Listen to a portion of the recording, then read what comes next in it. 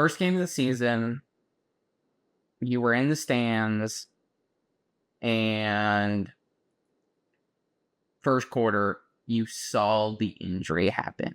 What was your initial reaction?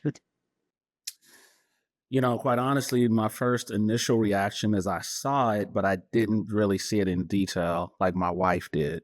I simply saw him go on the ground, KJ go on the ground, and um, didn't really know to what extent it was at that point.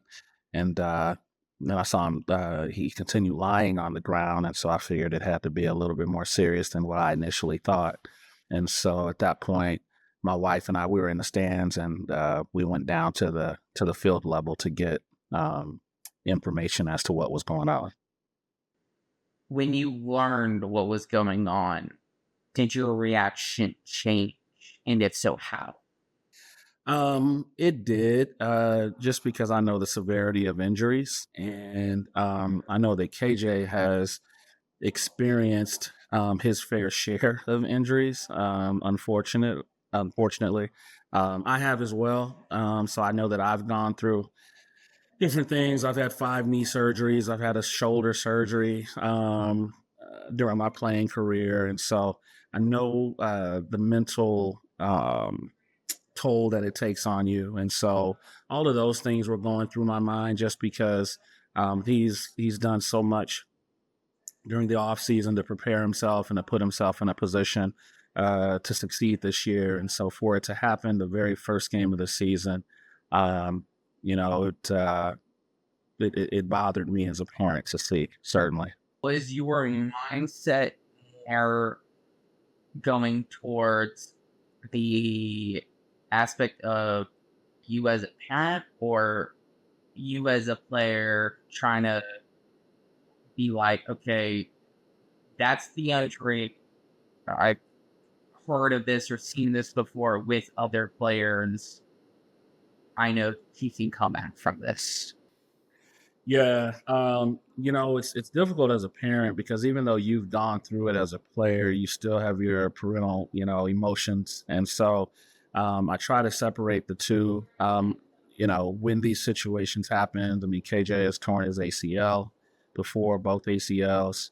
My daughter has torn her ACL. All of my children have had sports injuries, unfortunately, and so initially, what I try to do is be the calming voice in the room. And I don't have all the answers. And rather than just speak and talk, I try to provide just the calmness. And so he was very, very upset. And so, I allow for those emotions to come out, because those are surface level emotions that everyone experiences. And so I allowed him to get through that, but I'm also thinking forward. I've never had a dislocated elbow. So I, quite honestly, before the doctor came in at halftime and talked to us and told us that it wasn't season ending, I honestly thought that it probably was. And I think KJ, with his mindset, was under the impression that it was season ending as well. So when we learned that it wasn't, my mindset immediately went to, okay, feel what you feel, react how you react, but now we have to change it to a response. Like, how are we going to respond? And we control how we respond. And that's to figure out the next steps. So that was my mentality. When you say, okay, surface level emotions, that's how everybody, has them, and now you respond how you respond. What was the first aspect in you helping KJ to the road to recovery? The first aspect was getting him to calm down in the situation and to breathe and not to hyperventilate, to take in what had happened, to acknowledge what had happened, not to minimize it, to experience it. But let's just control our breathing at this point.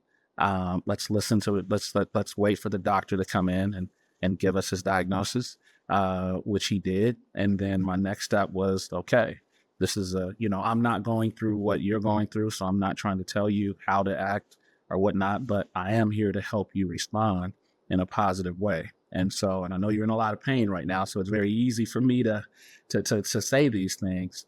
However, big picture, the season's not lost. Everything that you've worked for is not lost. It's very, very unfortunate that you're going through this current situation, but I always tell him that every great story has a piece of adversity in it. There's not a great story written that doesn't. And so this is just part of your journey, and it's something that you'll get through. But let's just attack it day after day after day and just stack really good days on top of other days. When he was going through his recovery process with you being in Arizona and him being in Murfreesboro, what was the most challenging part of the time difference and the distance, not being able to be there and help him through the recovery process every step? It's difficult as a parent not being there physically. However, I was able to stay for I think 3 days initially. After it happened, my wife flew back on that Monday, and I stayed another 3 days or so.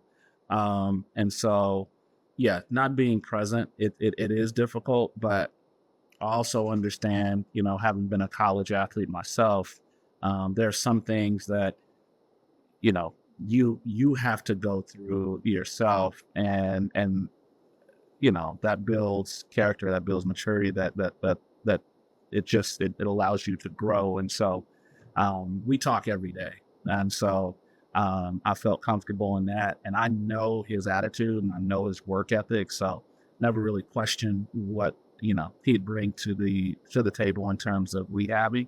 I felt very comfortable with that. I feel very comfortable with the coaching staff and the trainers, and so felt like he was in good hands, and so I felt very good about the situation. So, regarding you talk every day, the phone calls, what are those phone calls like going when he goes through the mental and physical toughness? Yeah. Well, after we get through what is he gonna DoorDash, for dinner, then we get to his actual injury. And we just talked through it. Like, hey, how was rehab today? Where you at? How's the swelling? How are you feeling? Just the basic questions, and we'll kind of go through that checklist uh every day. Preparing for returning, what advice, as you have had injuries and you've had KJ's had injuries as well, and both you as a player and a parent, what advice are you giving KJ on that returning and being mentally ready? Because that's the biggest challenge. Everybody says it's the physical toughness, but being mentally ready. When I was speaking with him, he talked about it's the mental toughness, going to block a ball again or wrapping someone up. What advice are you able to give him on that? Yeah, the advice I give him is that, no one knows your body like you know your body. And so uh, trust it, trust your body, understand that you're going to have to put yourself in situations um, that are different than just your rehab in terms of your movements and things of that nature. There's some things, it's like football shape. You can't get in football shape without actually practicing and playing. You can run as many 110s as you want, but it's different. So it's the same thing with his rehab, is understanding that they're getting everything right and you're working to get back to 100%. But when you're out on the field, you have to trust yourself and put yourself in some situations that are going to mimic game time situations.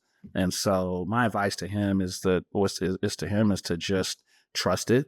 And the reality of it is, the more that you think about something, the more hesitant you're going to be. So trust it, and really just go out and play. And if you feel like, because there's difference between being injured and being hurt, think we're beyond the injured part now. So now you just mentally, again, I understand. I can tell you something, but it's you who's actually going through it. So understand. Like I like to. It's even like in the off season. I honestly, I used to journal, and I told him this, but I don't think he listens to me. In friend journaling, I would actually document my workouts, and so during the season or before games, I would sit at my locker and I would actually look back at my notes, July 10th, 10 110s, workout, this, that, and the other. And so that gave me the mental clarity and the mental confidence that I had already prepared and put myself in a situation. So whenever I had injuries and I had to rehab and be away from the game, I did the same thing. And so I would actually write these down and I would look back at them. So when it was my turn or was my chance to play, it gave me the mental confidence to go back and do it. Now, I don't know if he's doing that or not, probably not, but maybe he's taking mental notes. And so, that's how I got through it. And that's my advice to him. Whether you are a player or a parent, what advice would you give someone who is in the shoes of KJ or in the shoes of yourself as a parent with the child who's injured? Yeah, I think I would say as a parent, would be to ask questions, with the medical professionals, and gain some understanding as to um, what's the root of the problem, what's the issue, and then how do we recover from it. So whether that's asking questions of the situation with the team doctor, what has he experienced before with this type of injury, how did they treat it, and then communicating with your team trainers in terms of what's the rehab process look like, and then communicating with your position coach as well. What's the timeline? How do you feel? How's KJ speaking to you? Because sometimes as parents, we hear one version and coaches hear another. So just being on the same page. So that's what that's the advice I would give to parents. And as a player, again, I know I've mentioned it before, but there are no great stories without adversity. So understanding and embracing the fact that this is your journey. It's different than everybody else's. I know the social media, we like to compare our real life to everyone else's highlights, right? But the reality of it is this is your journey. Embrace it, attack it. And at the end of it, it'll be your story to tell. How has the coaching staff, trainers, everyone on the Middle Tennessee staff been to you guys and the family on communicating and being there for everyone? Yeah, it's been great. Their staff is unbelievable. From the beginning in terms of when we first learned about the injury, we went to the sideline. The trainers came up to us. The uh, recruiting coordinator came up to us and said, "Hey, we would like you guys to be in the locker room, the training room with KJ. We're going to get some people to get you there." So they were very attentive from the start. They've been very transparent in terms of where he's at, what happened, how they were going to address it, which I really appreciate as a parent. And so they've been just all the way around. The coaches have been great as position coach. We actually, which I really enjoy, we have quarterly Zoom meetings, parents with position coaches. And so we'll go over things. B. Lou is available all the time in terms of reaching out to him to see where he's at, how he's doing, and progressing. Coach Mason is unbelievable in terms of his care and his leadership. And so couldn't be in a better place, to be honest. Really couldn't.